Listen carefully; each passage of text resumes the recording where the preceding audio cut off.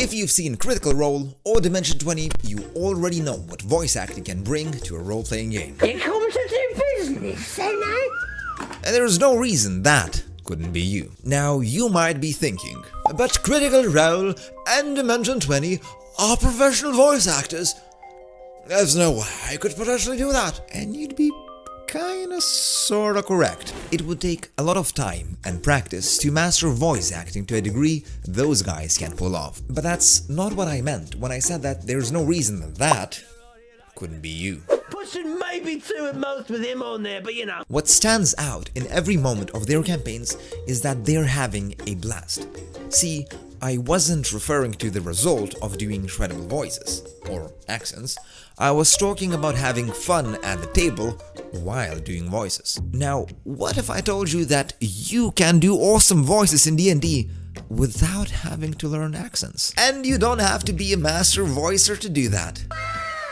With just a few tweaks to your voice, you could easily bring out some of your favorite characters to life. These tweaks are pretty simple. Trust me, I've been doing voices at the table for many years now, and this is how I started. Most think that doing voices is about controlling pitch, tone, and pace. But there's a few extra special things you can do to make your voices really stand out. So let me show you how it can be done, and I invite you to tag along and try it yourself as we go.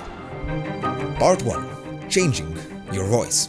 Pitch and tone. Starting off with the basic stuff. Your voice can go up in pitch and it can go down in pitch. Just changing this already gives a unique flavor to your voice. Whenever I think of differences in voice pitch, I always remember that scene from Shrek 2 where they created that giant gingerbread man.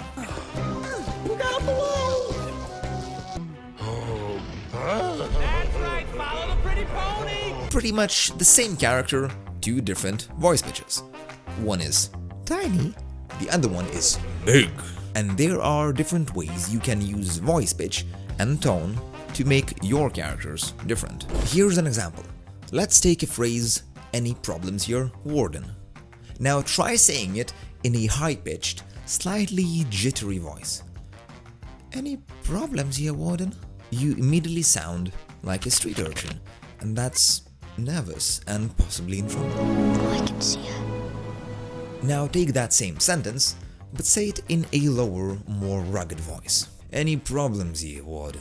And this immediately sounds like a criminal, almost threatening the law in between lines. Notice how the character's personality appears to change based on the pitch, even though we know nothing of the character just yet. A high-pitched voice can make a character seem energetic or nervous, Stop panicking, Gumball! Just calm down! while a lower pitch can give a sense of authority and confidence. Tell me.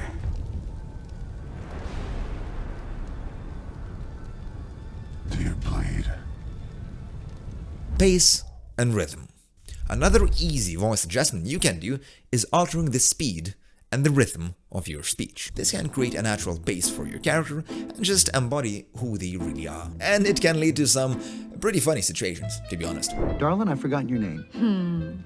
Officer Judy Hobbs, CPD, how are you? I am doing just Fine? Now let's play around with pacing ourselves. Let's take the phrase, "The Magister wishes to speak to you, my lord." Now try saying it slowly and with a slight smile on your face. And don't be afraid to over-exaggerate. "The Magister wishes to speak to you, my lord." You can immediately imagine something sly or even sinister, like a good butler bringing good news to a villain. They're calm, so everything must be going according to plan. And that tells you, the listener, that some plot is brewing. Now try saying the same phrase at a fast, erratic pace, as if spoken by someone nervous and in a rush. The Magister wishes to speak to you, my lord." The vibe is immediately different. This sounds like a messenger boy bringing urgent news to his boss at a dwarven bank. Something big is going down, and it's going down fast. Notice how the scene and the character personality shifts with a change in pace and rhythm. Of course, there are other elements in the voices, but a faster pace can very easily convey nervousness, excitement, anxiety, or even fear. While a slower pace can create a sense of menace, calm, or sometimes even wisdom. Different paces can be used to convey differences in one's life. Imagine a living tree in an ancient forest. It sounds wise and it speaks slowly because it's been rooted in the same place for hundreds of years. You are welcome to stay for now, wanderer. The forest may be your temporary home, but it won't be your sanctuary. It has seen things and it has nowhere to go. Therefore, it's in a rush. Now imagine a tradesman from a thriving metropolis trying to sell you snake oil. Gather round, do I have a deal for you? Best oil from all the rare snakes from the deepest parts of the most exotic jungles of Erin. Guaranteed to skyrocket your appeal and bill through the rooftops of this. They have places to be, stuff to sell, and you understanding what's going on is bad for business. They will speak fast and won't let you catch a break. Articulation and enunciation. How we say things is a huge part of what makes us sound like us. Where we emphasize certain parts of certain words shapes our image. So try to experiment with how you articulate and enunciate words. For example, take the sentence, "Have I made myself clear, boys?" Now try over-enunciating each word as if spoken by a pompous noble. "Have I made myself clear, boys?" Now try relaxing your jaw and just let the words kinda fall out on their own. "Have I made myself clear, boys?" Howdy doody Forrest Bandit, from a royalty to a criminal with a simple word articulation. Not that there was much difference to begin with. You can take this same phrase further by adding an accent to it. "Have I made myself clear, boys?" Over-enunciating words can make a character sound pompous, self-important, or even educated, while not articulating the words can make them sound casual, rough, intoxicated, or carefree. It gives flavor to the way characters talk. A good example of this sort of unique articulation is Snape from Harry Potter. If you want to replicate that, clench your jaw and try to move it and your lips as little as possible. Turn to the page 394, Mr. Potter. And there you have it. You already sound different. Playing with how you articulate words can sometimes even command your pacing too. It's a great way to come up with wild characters with even wilder voices. So go wild, play with it, be free. Breathiness. Now that we've covered the holy trinity of voice acting, let's take it a step further. Breathiness is an interesting technique. If you deliberately control how much you breathe in and out while talking, it can give some very interesting effects. What is life's greatest illusion? Take this Dark Brotherhood door from Skyrim. Its breathy voice gives a sense of eeriness and a mystery. Now compare that to the way Marilyn Monroe speaks from this interview. Oh yes, very much. I'm looking forward to working with Josh Logan and doing the picture, and it's good to be back. It's breathy in a different way. It's soft and almost innocent sounding. Now let's try something out ourselves. Take this phrase, "Sleep tight, my sweet child. I'll protect you." Now repeat it while slowly exhaling. "Sleep tight, my sweet child. I'll protect you." Adding breathiness aspect to the voice, in this case, softens and makes it more calming. It's almost like listening to a caring mother. But change your tone a bit, and you can easily turn the soft voice into something more seductive. Just not with the same example sentence, please. Bonus tip. I was watching season 1 of Critical Role and saw Matt Mercer doing this weird mind flare voice. My name, And I loved it. After replaying that clip a few times, I realized Matt was actually inhaling to modify his voice. This added a mysterious, almost eerie quality to it. It's a pretty weird thing to do the first few times, but you can get used to it fairly quickly. All you need to do is this. try inhaling at the same time as you speak. This is a perfect way to turn a caring mother into a banshee. Sleep tight, my sweet child. I'll protect you. Instant mommy issues. Vocal placement. Very official and technical sounding, but pretty straightforward. Vocal placement simply refers to the area in your mouth, throat, or chest where your voice resonates. The neat part is that you can intentionally focus this vibration to different parts of your voice-making machine. With a bit of practice, you can do some interesting stuff with vocal placement. I think it's best I show this as an example. Let's take this sentence now. 'Tis but a scratch. Now try pinching your nose. This is basically nasal placement. If you speak like this, you will feel the sound resonate inside your nose. Now release the fingers, but keep that feeling as if your nose was still within your iron grip. Now try repeating the same sentence.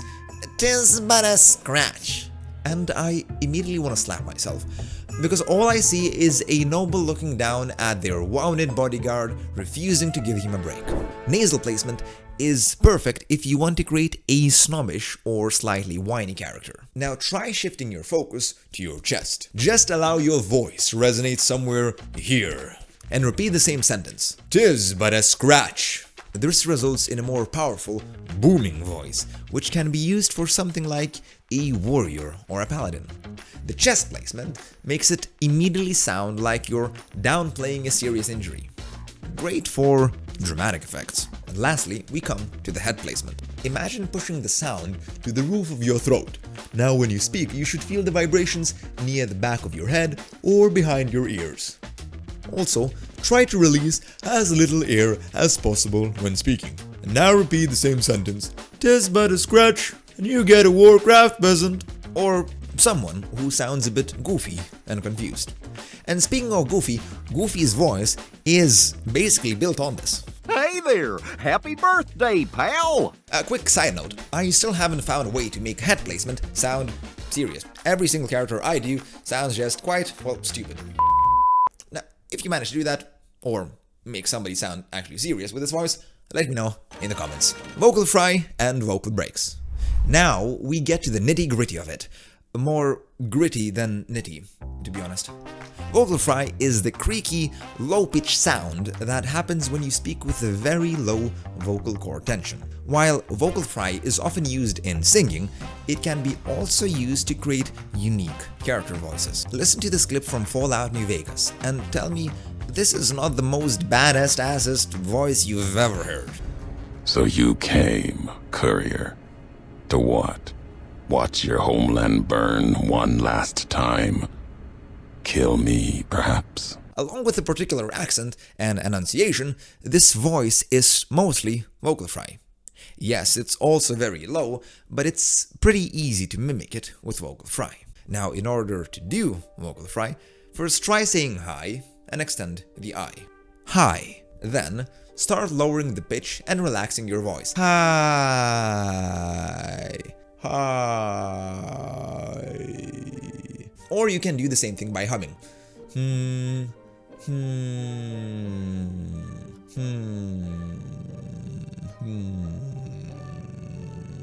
This is vocal fry.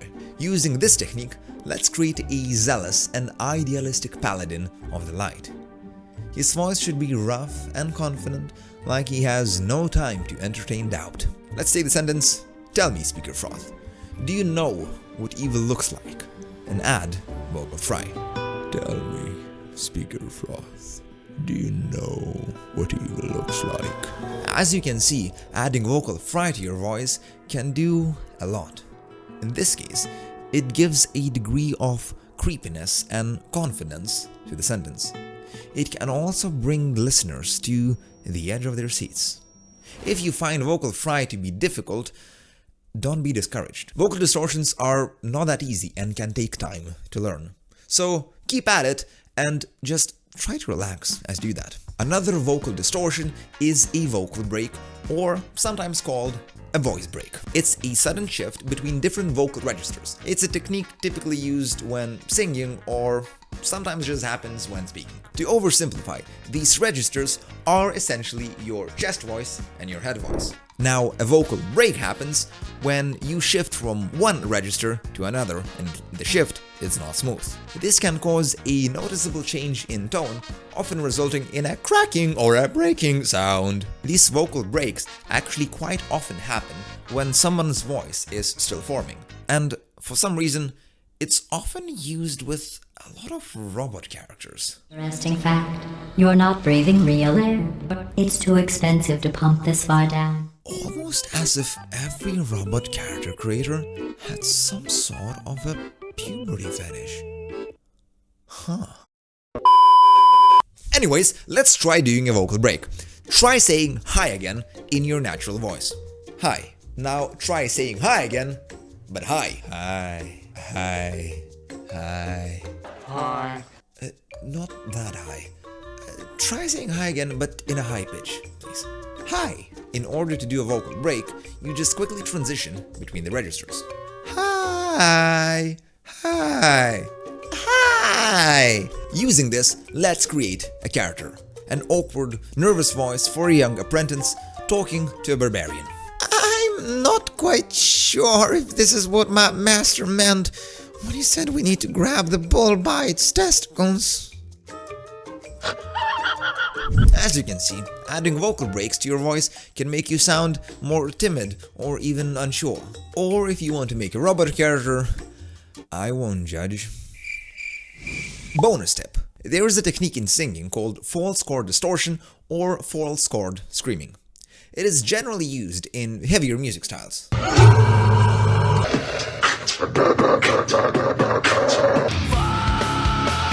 Now, I'm not saying to do this, obviously, this is just an example. I would actually advise you didn't try it. Something like this takes a lot of practice to pull off. Not the dog, of course. But something more simple can be done instead. Now, the false vocal folds are located above the true vocal folds and are not generally used during regular speech or singing. In order to do it, though, try clearing your throat. Just need a little bit of water. You should feel a slight vibration in your throat, which indicates the engagement of the false chords. Or imagine you're super frustrated after a long day at work and you just want to let out a big huff.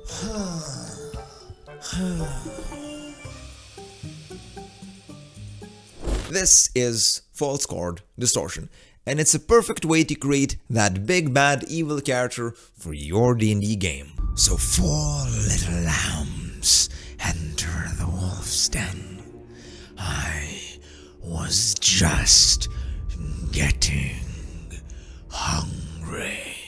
Mandatory warning. If it hurts, don't do it.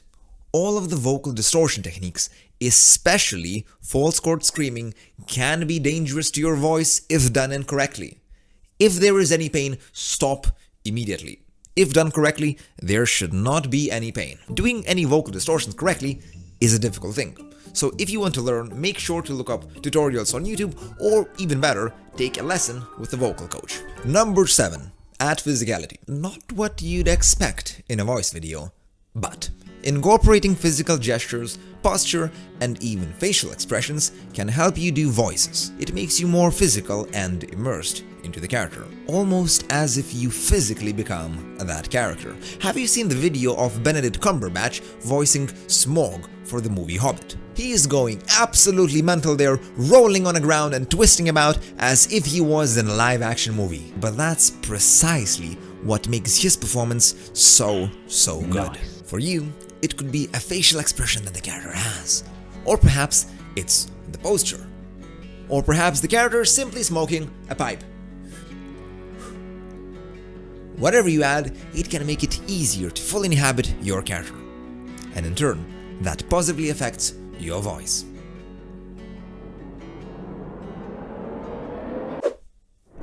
So, let's finally take all of the lessons from the voice techniques we did before and make a character. This time, we'll add physicality to it.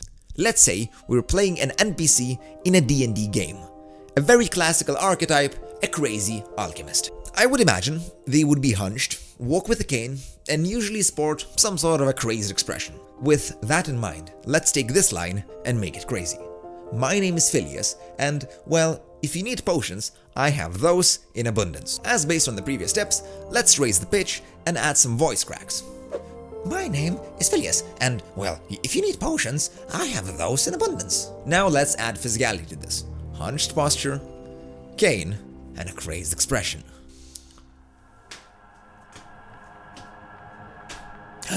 My name is Phileas, and, well, if you need potions, I have those in abundance. Well, come on over. I have everything in my shop. You can immediately see how different that was. Adding physicality can not only significantly impact your voice, but make the character seem way more real as well. Part 2. Tips to maintain your voices. If you made it this far into the video, I assume you find the idea of learning voices at least somewhat intriguing. Are you sure about that? So here are a few tips on how you can start and stick to it. Number 1.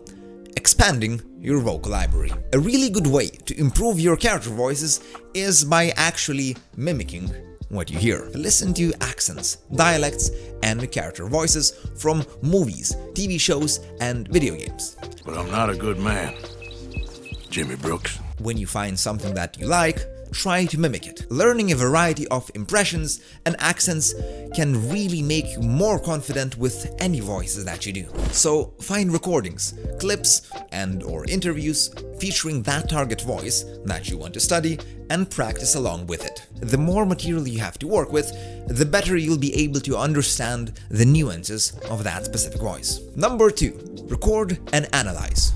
Now, this is definitely not necessary, especially if you want to do this casually, but it can help nonetheless. Recording your voices can be really helpful. For example, if you record yourself reading a short paragraph in a character voice, you can listen back to the recording and make some notes. Where did you struggle? What could be improved? And then you can focus on those parts and re-record as many times as you like until it sounds good to you. You can also do this in front of a mirror. Try playing around with your voice as well as your face. It's a tried and tested method actors use to learn characters and voices. So, give it a shot. Number 3. Practice step by step. As with any skill, consistent practice is key to improving your voices. If possible, set aside dedicated practice time to do that. Do 1 or 2 voices at a time until you feel happy with them. The more you practice, the more natural and convincing they will become. Doing voices, especially silly ones, can be scary at first. So finding a safe space to do it will do wonders for you. Then you will have to get comfortable doing them in front of others. But that's a topic for a different day. Personally, I prefer to practice my voices while driving around in my car. Or just walking back and forth in my apartment screaming like a madman. If you do that last one though, make sure you have good sound isolation, alright? Be patient and persistent. And there you have it.